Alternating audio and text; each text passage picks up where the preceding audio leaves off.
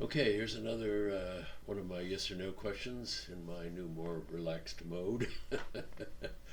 The question is this: is GM food bad?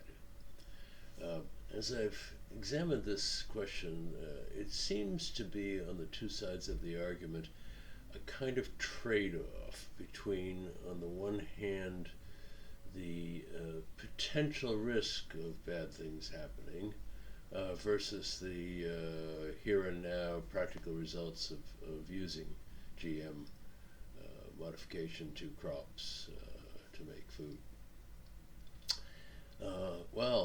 Let's take a look at some of the arguments. Those who say yes, it's a bad thing, point first of all to the possible problem of gene transfer,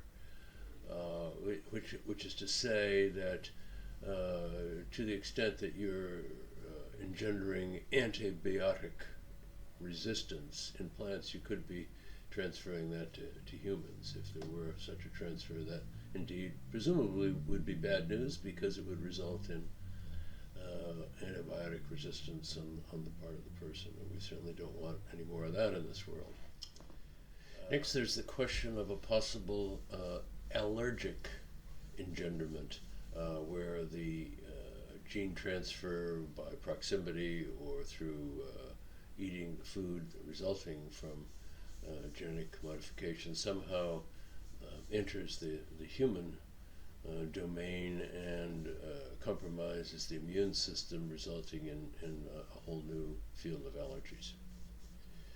Another objection is the whole idea of outcropping, where nearby crops are, just by virtue of being altered by the wind, are, as it were, changed in the same way that the GM crop has changed, where the GM crop might be used only for animal food and thus presumably have less implications for human consumption.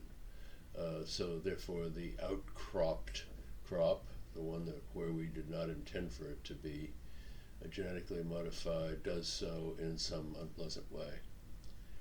And finally, there's the argument that we shouldn't be playing God.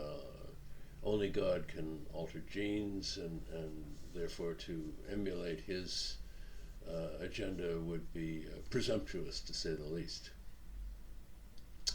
Well, so where does that leave us?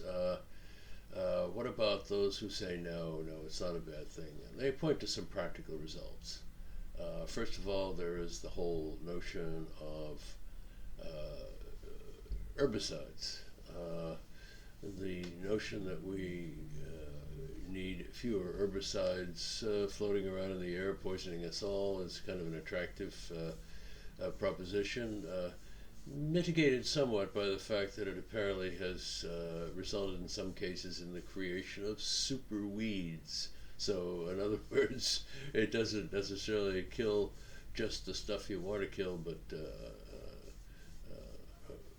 the herbicide that's replacing it, which formerly would have killed the weeds, isn't there anymore.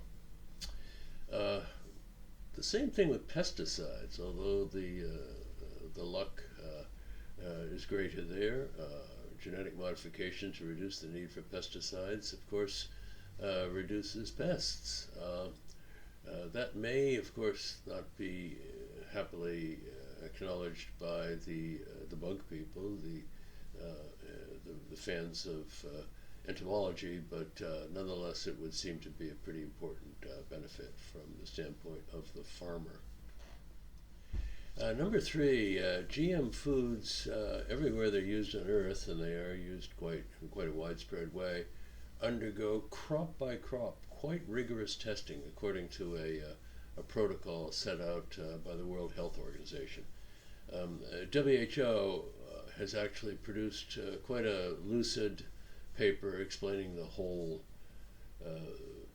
problem of GM crops and GM foods and their take on it. And incidentally, their view is that it thus far has caused no harm, and they don't see the wisdom of restricting its use, but that's another matter. I've put a link to that paper in the show notes. Next, there are respectable organizations here in Britain. The Royal Society, which is probably the premier scientific authority of any kind in Britain, has, again, like so many others, has confirmed that they see no risk in GM food, and would thus advocate its use, subject to the usual precautions. And finally, I would say, what about cockapoos and labradoodles? Hey, that's gene modification, and we don't seem to get too excited about that, so where does that leave us? Well, those are the arguments for not worrying too much about GM food. So, well, what's my take on all of this? It seems to me that this whole question of GM food has been kind of hijacked by a population of activists who are just very upset about a lot of different things. They might be, for instance, anti-capitalist, particularly against the German and American chemical companies that seem to make most of this stuff. They might be anti-maskers. They might be pro or anti-hunt people. They might be flat Earth Society people. They could be any one of a number of things like that. I think some people just like to get involved in this stuff and get out there and march, and maybe break a few windows in the process. Well, my advice is, look, don't eat too much. Eat properly. Eat decent food. Don't eat processed food. Be sensible about that, and for heaven's sakes, get some exercise. And beyond that, chill out. You'll be fine. Okay, well, I'm sure that one will upset a few people, but particularly those attracted to some of my tweets on this subject. But there it is. That's the way I feel. I think there are some legitimate arguments on both sides. I just don't subscribe to all of them. Okay, well, thanks for watching. Be sure to subscribe. Hit the notification button. Give me a like if you liked it, and I'll see you at the next time. Bye-bye.